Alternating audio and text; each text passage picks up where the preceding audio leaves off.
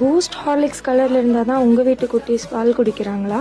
அப்போது இந்த ரெசிபி உங்களுக்கு தான். நம்ம இன்றைக்கி ஆல்மண்டை வச்சு ஒரு மால்ட் பண்ண போகிறோம்.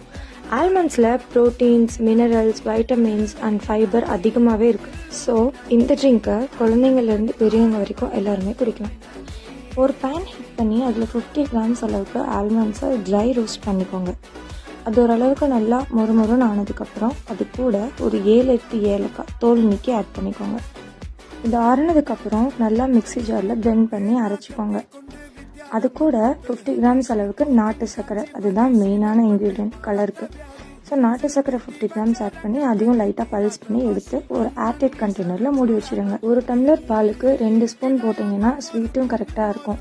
ஒருவேளை ஸ்வீட் உங்களுக்கு கம்மியாக இருந்துச்சுன்னா நீங்கள் நாட்டு சர்க்கரையோ இல்லை ஒயிட் சுகரோ ஆட் பண்ணிக்கலாம். குழந்தைங்களுக்கு ரொம்ப ஹெல்த்தியான ஒரு ரெசிபி. ட்ரை பண்ணி பார்த்துட்டு கமெண்ட் பண்ணுங்கள். தேங்க்யூ.